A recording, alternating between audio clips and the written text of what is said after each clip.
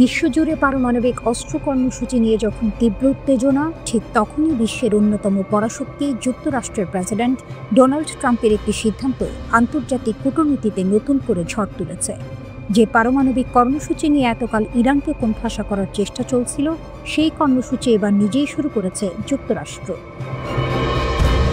ট্রাম্পের নতুন পারমাণবিক পরীক্ষা, ইরানের রোমহর্ষক প্রতিক্রিয়া। পৃথিবী আবার একবার রুদ্ধশ্বাস মুহূর্তে দাঁড়িয়েছে। মার্কিন প্রেসিডেন্ট ডোনাল্ড ট্রাম্প ঘোষণা করেছেন, পেন্টাগনকে 1992 সালের পর প্রথমবারের মতো পারমাণবিক অস্ত্র পরীক্ষা পুনরায় চালাতে হবে। রাশিয়া ও চীনের সঙ্গে পারমাণবিক প্রতিযোগিতার আড়ালে এই পদক্ষেপকে ইরান আন্তর্জাতিক শান্তি ভাঙার গুরুতর হুমকি হিসেবে আখ্যায়িত করেছে।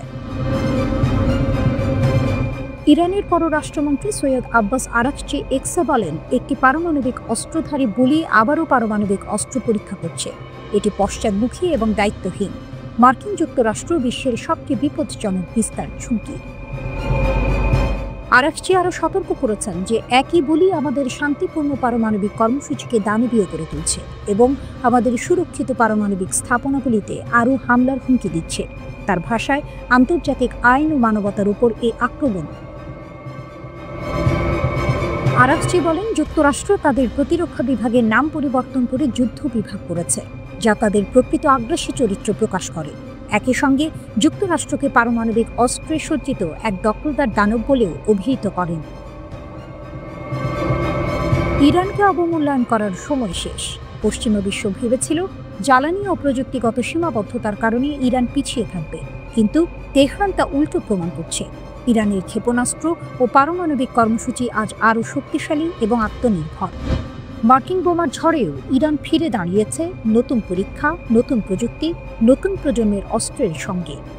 ইরান শুধুমাত্র প্রতিরক্ষা করছে না, তারা প্রতিশোধের প্রস্তুতি নিচ্ছে। জুন মাসে ইসরায়েলের সঙ্গে চলা 12 দিনের যুদ্ধে মার্কিন বাহিনী তাদের পারমাণবিক স্থাপনাগুলিতে হামলা চালিয়েছিল। তারপর ইরান স্থির থেকে গেছে।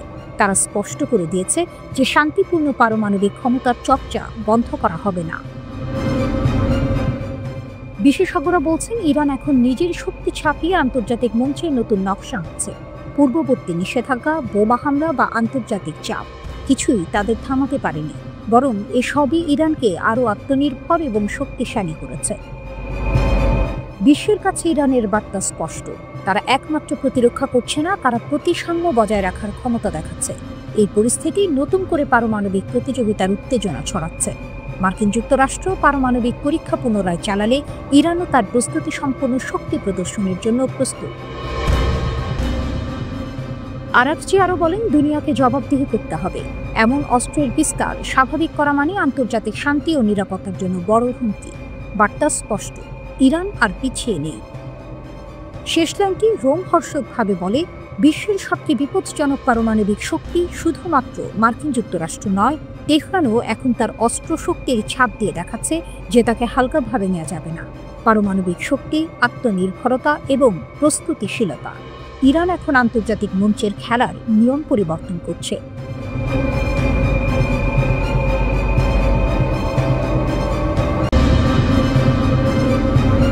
যুক্তরাষ্ট্রের সঙ্গে উত্তেজনার মধ্যেও ইরানের ক্ষেপণাস্ত্র কর্মসূচিকে উৎসাহ দিচ্ছে চীন। নতুন আগুন জ্বলছে মধ্যপ্রাচ্যে। রাতের আকাশে যেন নতুন আগুন জ্বলছে। পশ্চিমা নিষেধাজ্ঞার ভারে দমে না গিয়ে বরং ছাই থেকে উঠে আবার জেগে উঠছে তেহরান। সিএনএনের এক বিস্ফোরক প্রতিবেদনে বলা হয়েছে, চীন এখন ইরানের ক্ষেপণাস্ত্র কর্মসূচিকে গোপনে শক্তিশালী করছে। যে কর্মসূচিকে একসময় ভেবে নেওয়া হয়েছিল শেষ হয়ে গেছে, তা আবার জেগে উঠেছে, আর এবার আগের চেয়েও ভয়ঙ্কর রূপে।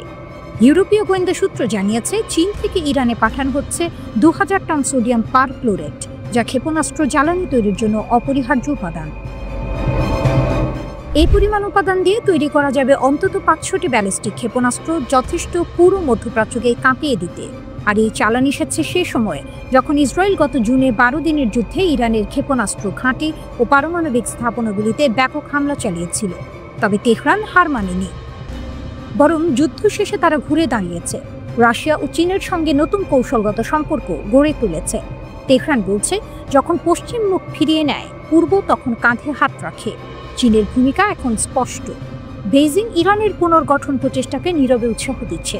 নিষেধাজ্ঞার ফাঁক গলে পৌঁছে যাচ্ছে জ্বালানি, যন্ত্রপাতি, প্রযুক্তি। ইরানও থেমে নেই। তারা এখন একের পর এক নতুন প্রজন্মের উন্নত ক্ষেপণাস্ত্র তৈরি করছে। এক ভিডিওতে দেখা গেছে ভূগর্ভস্থ এক গোপন অস্ত্রাগারে সাজানো রয়েছে শত শত ক্ষেপণাস্ত্র, নতুন রূপে নতুন যুদ্ধে নামার অপেক্ষায়। ইরানের পররাষ্ট্র মন্ত্রণালয়ের মুখপাত্র ইসমাইল বাঘাই স্পষ্ট ভাষায় বলেছেন, আমাদের প্রতিরক্ষা নিয়ে সিদ্ধান্ত নেওয়ার অধিকার আমেরিকার নেই। ইরান তার আত্মরক্ষার ক্ষমতা বাড়াবে যত দূরেই যেতে হয়। বিশ্লেষকরা বলছেন, ইরান এখন শুধু অস্ত্র তৈরি করছে না, বরং ভয় তৈরি করছে। কারণ তারা দেখিয়ে দিয়েছে, মার্কিন ঘাঁটি হোক বা ইসরায়েলি ভূখণ্ড, ইরানের ক্ষেপণাস্ত্র যে কোনো জায়গায় পৌঁছাতে পারে। জুনের যুদ্ধেই তারা হামলা চালিয়েছিল কাতারে অবস্থিত মার্কিন আল উদেইদ ঘাঁটিতে, যা যুক্তরাষ্ট্রের মধ্যপ্রাচ্যের সবচেয়ে বড় সামরিক কেন্দ্র। মার্কিন পররাষ্ট্রমন্ত্রী মার্কো রুবিও সম্প্রতি স্বীকার করেছেন, ইরান এখন এমন ক্ষেপণাস্ত্র তৈরি করছে যা পারমাণবিক ওয়ারহেড বহনে সক্ষম এবং যে কোনো দূরত্বে আঘাত হানতে পারে। কিন্তু এই সতর্কবার্তাও যেন ইরানের গতিকে থামাতে পারেনি, বরং তেহরান ঘোষণা দিয়েছে তারা আর 2015 সালের পারমাণবিক চুক্তি JCPOA এর অধীনে আবদ্ধ নয়। চুক্তির মেয়াদ শেষ, এখন শুরু হয়েছে ইরানের স্বাধীন যুগ। বিশ্লেষক জেফ্রি লুইস বলেছেন, 2000 টন সোডিয়াম পারক্লোরেট মানে প্রায় 500 ক্ষেপণাস্ত্র। ইরান 1 মাস আগেও 200 ক্ষেপণাস্ত্র তৈরির পরিকল্পনা করেছিল। এখন তারা হারানো প্রতিটি ক্ষেপণাস্ত্র পুনর্নির্মাণ করছে। তেহরানের বার্তা স্পষ্ট, যুদ্ধ হোক বা নিষেধাজ্ঞা, তারা আর থামবে না। চীনের সহায়তা তাদের কেবল জ্বালানি দেয়নি, দিয়েছে আত্মবিশ্বাস। এখন প্রশ্ন একটাই, যদি আবার যুদ্ধের আগুন জ্বলে ওঠে, তখন এই নতুন ক্ষেপণাস্ত্রগুলো কোথায় নিশানা করবে? ইসরায়েলের দিকে নাকি কাতারের মার্কিন ঘাঁটির দিকে? বিশ্ব তাকিয়ে আছে, আর ইরান ধীরে ধীরে নিজের অগ্নিশক্তি গড়ে তুলছে, নিষেধাজ্ঞার ছাই থেকে উঠে এক অনিবার্য পুনর্জন্মের মতো।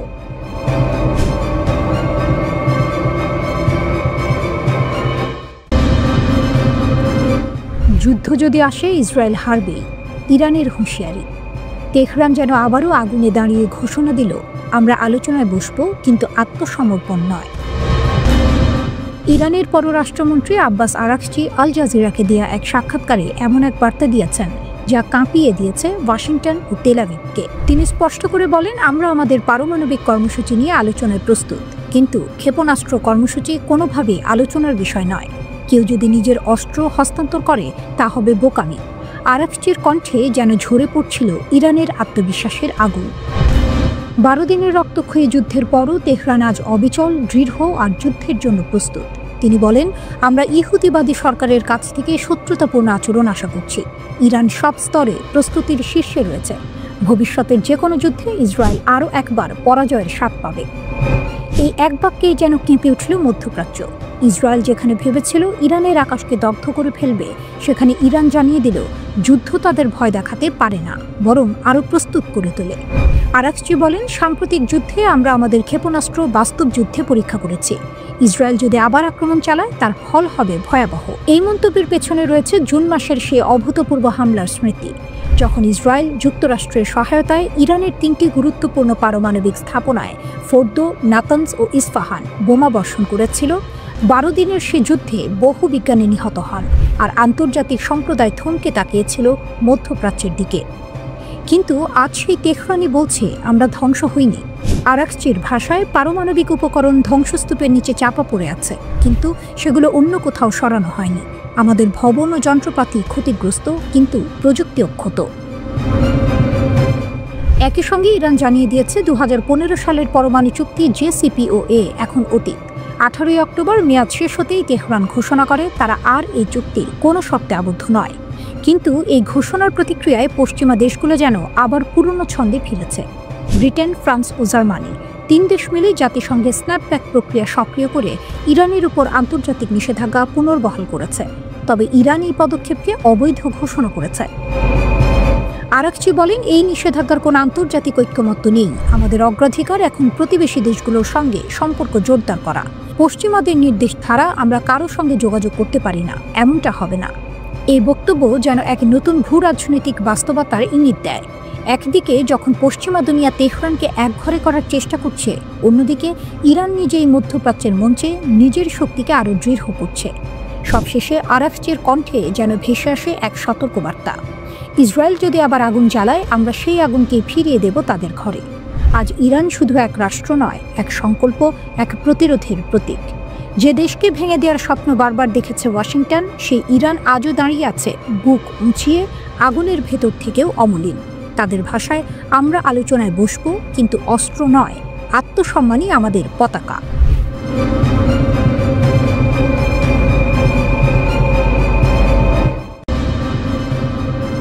তেহরানের কণ্ঠে আজ এক নতুন বার্তা। এ যেন কূটনীতির আড়ালে বাজছে যুদ্ধের ঢোল। ইরান বলছে, মধ্যপ্রাচ্য এখন আর কেবল উত্তেজনা নয়, ইসরায়েলের সঙ্গে এক প্রকৃত আঞ্চলিক যুদ্ধে নিমজ্জিত।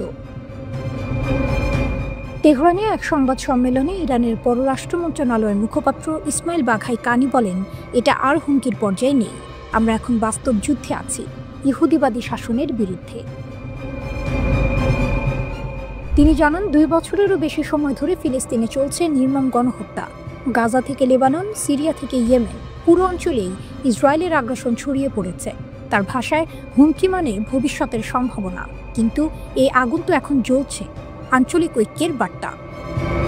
বাঘাই বলেন, এখন সব দেশ বুঝতে পারছে এই অঞ্চলের প্রধান বিপদ ইসরায়েল, তাই নিরাপত্তা নিশ্চিত করতে পারস্পরিক বোঝাপড়া ও চুক্তি এখন সময়ের দাবি। তিনি বলেন, গাজায় যুদ্ধবিরতি বললেও হত্যাযজ্ঞ থামেনি। যুদ্ধবিরতি শুরু হওয়ার পরও 200 ফিলিস্তিনি নিহত, 600-রও বেশি আহত। তার অভিযোগ, যুদ্ধবিরতির গ্যারান্টাররাই এই হত্যার দায় এড়িয়ে যাচ্ছে। গণহত্যার অভিযোগ। বাঘাই জানান, গাজা অভিযানে এখন পর্যন্ত প্রায় 270 সাংবাদিক নিহত হয়েছেন, যা ইতিহাসে নজিরবিহীন। এটা যুদ্ধ নয়, এটা পূর্ণমাত্রার গণহত্যা। তিনি বলেন, জাতিসংঘ ও পশ্চিমা শক্তির নিষ্ক্রিয়তার তীব্র সমালোচনা করে তিনি সতর্ক করেন, তাদের নীরবতা ইসরায়েলকে আরও বেপরোয়া করছে। যুক্তরাষ্ট্রের সঙ্গে আলোচনা নেই। মার্কিন যুক্তরাষ্ট্রের সঙ্গে আলোচনার বিষয়ে প্রশ্ন উঠলে বাঘাই স্পষ্টভাবে বলেন, ওমানের মাধ্যমে কোনো আনুষ্ঠানিক বার্তা পায়নি, কোনো আলোচনা শুরু হয়নি। তার অভিযোগ, মার্কিন যুক্তরাষ্ট্র কথায় শান্তির কথা বললেও কাজে আগ্রাসন চালাচ্ছে। জুন মাসে আমাদের দেশ মার্কিন ইসরায়েলে হামলার শিকার হয়েছে, বহু সেনা কর্মকর্তা ও বিজ্ঞানী নিহত। এই ক্ষত আমরা ভুলব না, তিনি বলেন। ইরানি মুখপাত্র আরও বলেন, আমরা যুক্তিসঙ্গত আলোচনায় বিশ্বাস করি, কিন্তু যুক্তরাষ্ট্র সে ভাষা বোঝে না। তিনি মার্কিন পরমাণু নীতি নিয়ে কটাক্ষ করে বলেন, ট্রাম্প বলেছেন, আমেরিকার এমন অস্ত্র আছে যা 150 বার পৃথিবী ধ্বংস করতে পারে। এই শক্তি গর্বের নয়, বরং ভয়ঙ্কর। পশ্চিমা ভণ্ডামি নিয়ে ক্ষোভ। বাঘাই অভিযোগ করেন, পশ্চিমা শক্তিগুলো একদিকে ইরানের শান্তিপূর্ণ পরমাণু কর্মসূচিকে হুমকি বলে, অন্যদিকে নিজেরা অস্ত্র বিস্তারের চুক্তি লঙ্ঘন করে চলছে। তিনি বলেন, তাদের মুখে নীতি, হাতে আগুন। বিশ্ব রাজনীতির নতুন সমীকরণ। ইরান এখন কেবল প্রতিরোধের প্রতীক নয়, বরং এক নতুন আঞ্চলিক ভারসাম্যের কেন্দ্রবিন্দু। বাঘাই বলেন, আমরা দেখি সিরিয়া, সুদান, লিবিয়া, যেখানে যেখানে মার্কিন হস্তক্ষেপ হয়েছে সেখানেই ছড়িয়েছে বিশৃঙ্খলা। তার ভাষায়, মাদক বা সন্ত্রাস দমনের নামে সার্বভৌমত্ব লঙ্ঘনের অধিকার কারণে। শেষে তিনি সতর্ক করেন, যদি ন্যায় বিচার নীরব থাকে তাহলে অন্যায়েরই শাসন কায়েম হবে। তেহরানের বার্তা স্পষ্ট, ইরান আর প্রতিক্রিয়া জানাচ্ছে না, নেতৃত্ব নিচ্ছে। আর এই যুদ্ধে কথার চেয়ে দৃঢ় তাদের অবস্থান, আমরা থামব না।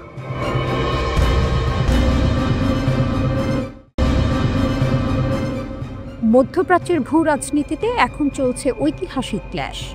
এক প্রান্তে ইসরায়েল ও তার পশ্চিমা মিত্ররা, হাতে নিষেধাজ্ঞার ফ্ল্যাগ।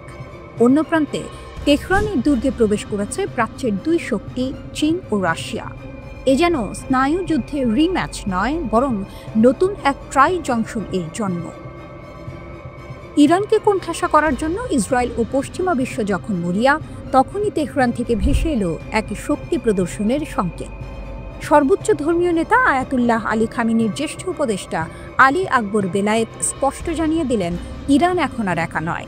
চীনের রাষ্ট্রদূতের সাথে বৈঠকে তিনি ঘোষণা করেছেন, মস্কো, বেইজিং ও তেহরান নতুন বিশ্ব ব্যবস্থা গঠনে গুরুত্বপূর্ণ ভূমিকা পালন করছে।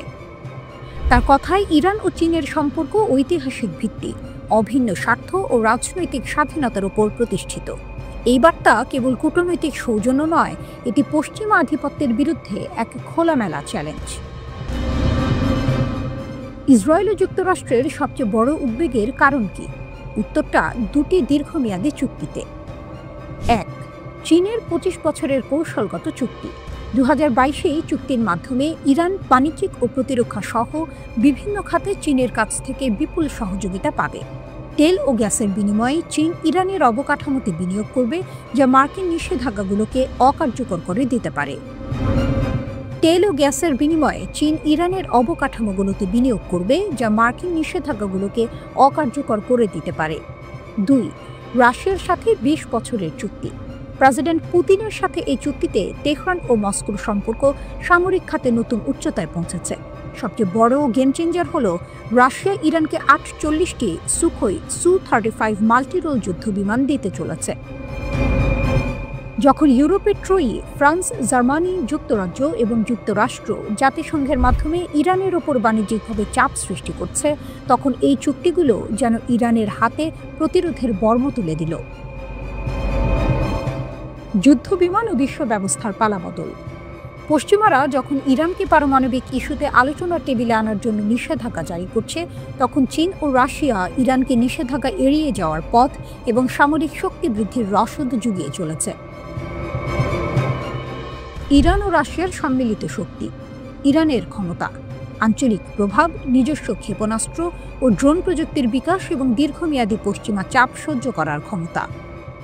রাশিয়ার ক্ষমতা, সামরিক প্রযুক্তি, পারমাণবিক সহায়তা এবং আন্তর্জাতিক ফোরামে ইরানের ঢাল হিসেবে কাজ করা। বিশেষজ্ঞরা বলছেন, ইরানকে Su-35 যুদ্ধবিমান দেয়া মানে মধ্যপ্রাচ্যে ক্ষমতার ভারসাম্যে বড় পরিবর্তন আনা। ইরানের প্রতিরক্ষা শক্তি বহুলাংশে জোরদার হবে, যা ইসরায়েলের বিমান শ্রেষ্ঠত্বকে কঠিন চ্যালেঞ্জের মুখে ফেলবে। পশ্চিমাদের স্বপ্ন ছিল ইরানকে কোণঠাসা করে রাখা, কিন্তু মস্কো ও বেইজিংয়ের আগমন সেই খেলার মাঠটাই বদলে দিয়েছে। ইরান এখন আর বিচ্ছিন্ন নয়, সে এখন বহুমেরু বিশিষ্ট নতুন বিশ্ব ব্যবস্থার কেন্দ্রে দাঁড়িয়ে থাকা এক গুরুত্বপূর্ণ খেলোয়াড়। বেলায়েতে যেমনটা বলেছেন, আঞ্চলিক ও বৈশ্বিক উন্নয়নের জন্য তিন পক্ষের সহযোগিতা আরও সম্প্রসারণ করতে হবে। এটি কেবল একটি জোট নয়, এটি পশ্চিমা আধিপত্যের বিরুদ্ধে একটি পাল্টা রণনীতি। পশ্চিমারা কি মধ্যপ্রাচ্যে তাদের প্রভাব ধরে রাখতে পারবে, নাকি এই প্রাচ্যের গ্র্যান্ড অ্যালায়েন্স এক নতুন যুগের সূচনা করবে?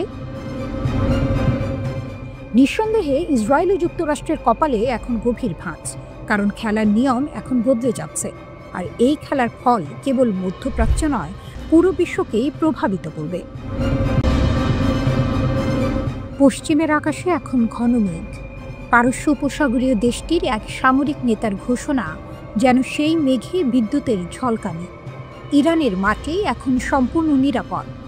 হঠাৎ এই আত্মবিশ্বাসী সুর কেন? একে কেবলই রণহুঙ্কার, নাকি যুদ্ধবিরতির আড়ালে তেহরান পৌঁছে গেছে এক নতুন অস্পৃশ্য সামরিক উচ্চতায়?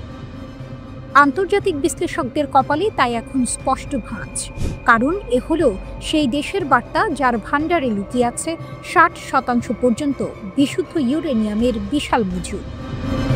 সামরিক উচ্চতার এক নতুন দিগন্ত। ইসলামিক রেভলিউশনারি গার্ড কর্পসের IRGC এর মুখপাত্র জেনারেল আলী মোহাম্মদ নাইনির বক্তব্য শুধু সতর্কবার্তা নয়, তিনি দ্বিধাহীনভাবে ঘোষণা করলেন, আমাদের দেশ সামরিকভাবে আরও প্রস্তুত এবং শত্রুদের বিরুদ্ধে কঠোর প্রতিরোধ গড়ে তুলেছে। Islamic revolutionary guard corps IRGC এর মুখপাত্র জেনারেল আলী মোহাম্মদ নাইনির বক্তব্য শুধু সতর্কবার্তা নয়, তিনি দ্বিধাহীনভাবে ঘোষণা করলেন, আমাদের দেশ সামরিকভাবে আরও প্রস্তুত এবং শত্রুদের বিরুদ্ধে কঠোর প্রতিরোধ গড়ে তুলেছে। তার সাফ কথা, ইরানের বিরুদ্ধে কোনো আগ্রাসন ঘটলে শত্রুপক্ষকে আরও কঠিন পরাজয় বরণ করতে হবে। তার এই বক্তব্যকে সাধারণ হুমকি বলে উড়িয়ে দেওয়া কঠিন। কেন? কারণ এর কিছুদিন আগেই পারস্য উপসাগরীয় দেশটি ঘোষণা করেছে তারা নাকি আগের চেয়েও শক্তিশালী পারমাণবিক স্থাপনা তৈরি করেছে। জেনারেল নাইনি মনে করিয়ে দিয়েছেন, গত জুনে ইসরায়েল ও যুক্তরাষ্ট্রের নেতৃত্বে ইরানের ওপর চাপিয়ে দেয়া 12 দিনের যুদ্ধ ছিল একটি ষড়যন্ত্র, আর সেই যুদ্ধেই নাকি ন্যাটো ও সেন্টকম এর বিরুদ্ধে একা দাঁড়িয়েও ইরান শত্রুদের ভয়াবহ পরাজয় বরণ করতে বাধ্য করেছিল। যে দেশের কাছে 100 কেজিরও বেশি 60% পর্যন্ত বিশুদ্ধ ইউরেনিয়াম মজুত রয়েছে, তাদের এমন ঘোষণা স্বাভাবিকভাবেই বিশ্বজুড়ে উদ্বেগ সৃষ্টি করে। পারমাণবিক বোমা তৈরির জন্য সাধারণত 90% সমৃদ্ধ ইউরেনিয়ামের প্রয়োজন হয়, কিন্তু 60% ইউরেনিয়াম মজুত থাকা মানেই তেহরান সেই লক্ষ্যের একেবারে দোরগোড়ায়। বহু বিশেষজ্ঞের মতে ইরানের মাটির গভীরে তৈরি ফর্দর মতো সুরক্ষিত পারমাণবিক স্থাপনাগুলো ধ্বংস করা কার্যত অসম্ভব। এই ভূগর্ভস্থ প্রতিরক্ষা ব্যবস্থার কারণেই ইরানের দাবি তাদের ভূমি এখন নিরাপদ। পশ্চিমা শক্তিগুলো স্বাভাবিকভাবেই উদ্বিগ্ন। এই ঘোষণাকে তারা আন্তর্জাতিক শান্তি ও স্থিতিশীলতার জন্য একটি গুরুতর হুমকি হিসেবে দেখছে।